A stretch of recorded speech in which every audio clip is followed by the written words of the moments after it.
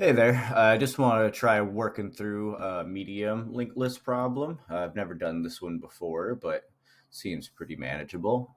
So always the first thing whenever you're given a problem, like in an interview or anything, understand the question, ask any follow-ups that you have about the question, just because like variations can change the way that you solve something.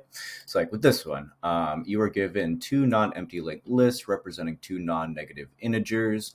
The digits are stored in reverse order, and each of their nodes contains a single digit. Add the two numbers and return the sum as a linked list.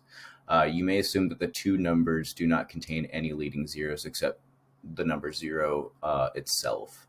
Okay, so with that, that's saying like if it was like 210 and we were flipping it, we can maybe have to like strip off those zeros, but that's it'd probably be solved relatively the same way. So yeah, here, so 243 564, and then we reverse them, and then it can get 807, and then we return 708.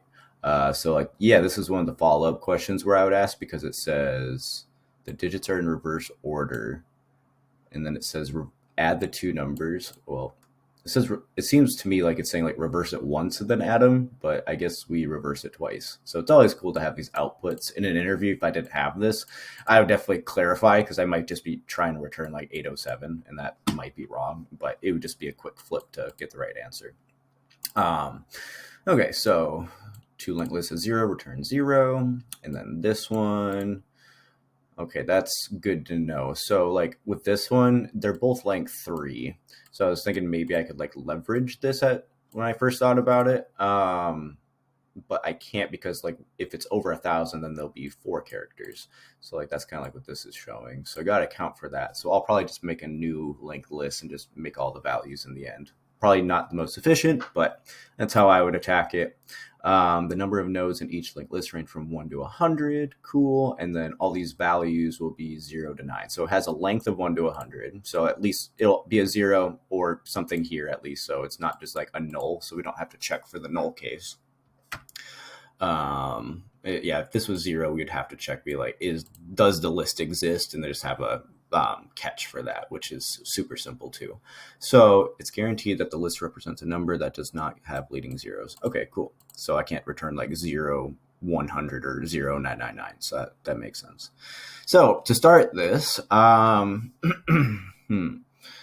I could do like an array, but that might be more complicated. I think I'm going to put these into string values because then I can flip them easily, add them, flip it again, and then make a new list. So that's kind of like what I'm thinking. So if you ever want to like kind of map out your code, kind of say what you're doing in English. So like let's make some comments. So like make string placeholders, and then I'm going to reverse the strings, and then I'm going to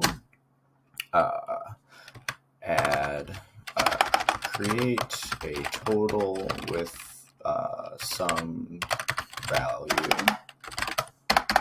and then create a new list object. So a new list object would be like creating a new one of these instead of what I'm given, like L1 and L2, excuse me. And then create the new list object and then return the new list. So like that's what I think I need to do right now. Seems relatively simple. So yeah, let's make these string placeholders. So string 1 equals that, string 2 equals string. All right, now let's, normally I would create like a temp or a current for these to leave them alone, but because we're kind of just dumping them into a string, I don't really care about maintaining them, especially like this function. So like depending on your function, you could save that, but I'm just going to rip through these lists. That's what I would do right now. I'd probably just say like, hey, I would normally do this in an interview, but because I don't really need it and it's not a big deal, don't need to store extra memory. So let's do while L1, and I'm going to do string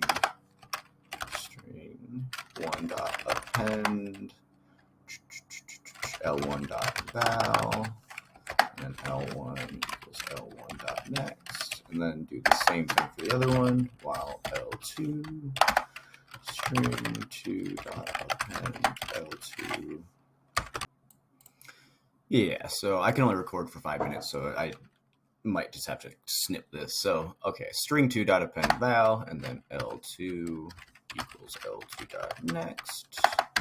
All right, so let's print out this string1, just because I want to see if I'm getting the right value. I'm just going to return L1 because it needs a list node object to return, just so it won't throw an extra error.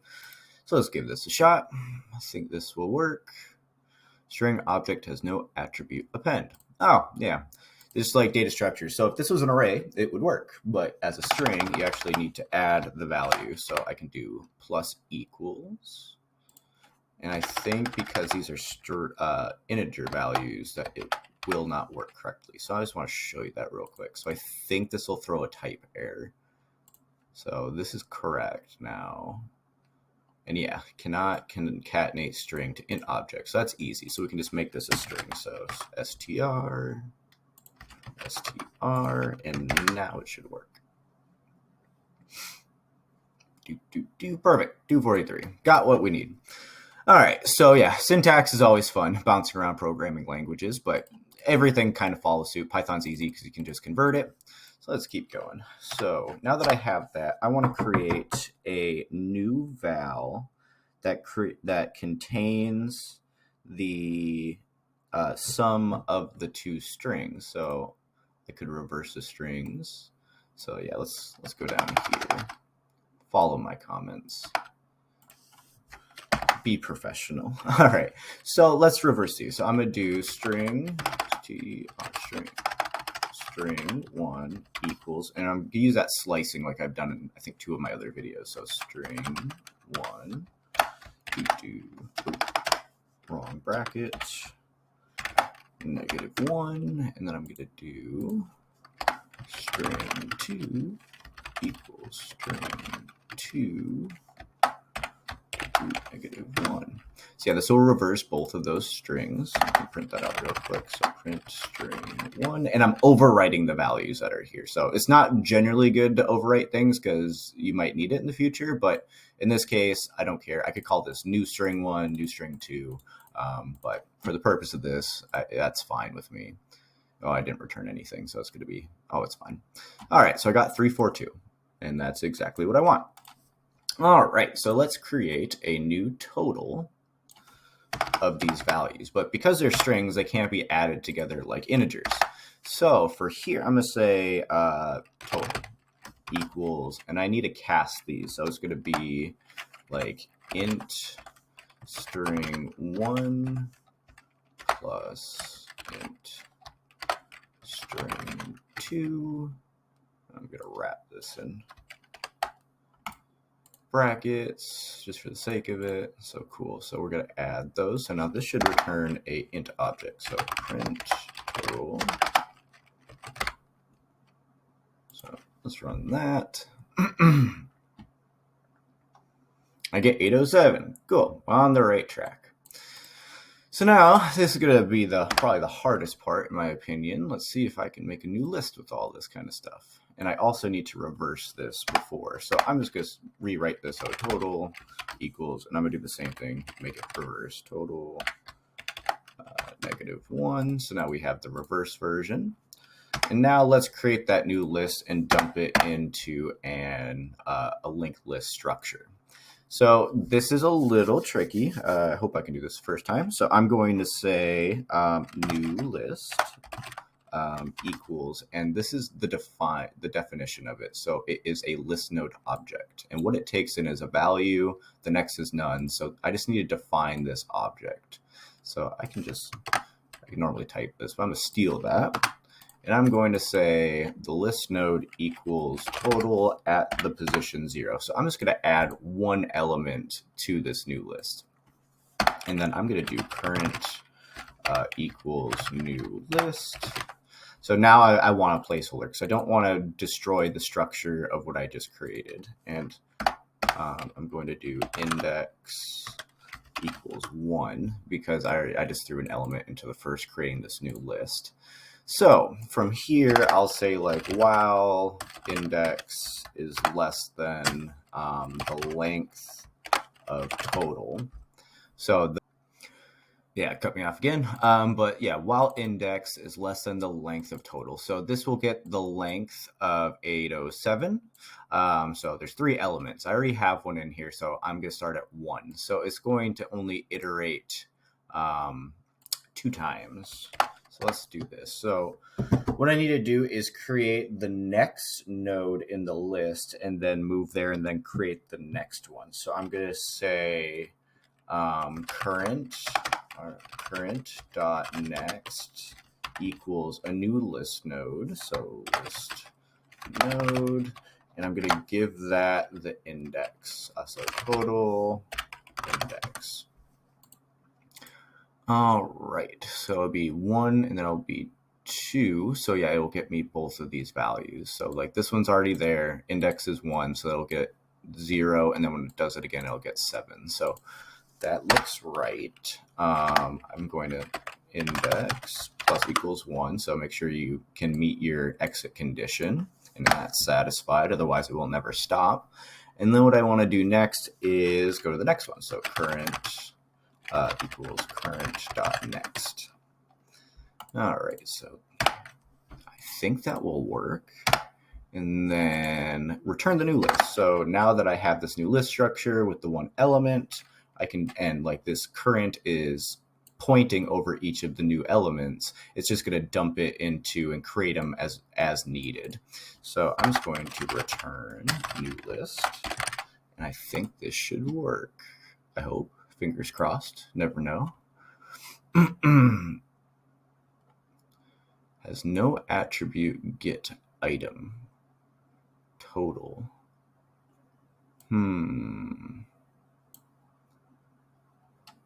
Okay, so the int object has no value get item. Oh, I can't do it because it's an integer now. Type errors are the best. Okay, so what I'm going to do here is I'm going to make this a string. I'm going to add the integer values, and it's going to return a string, and then I can reverse it. And then I'm going to do total equals int total. So once I reverse it, then it will be an integer. So that should fix that. Has no attribute get item.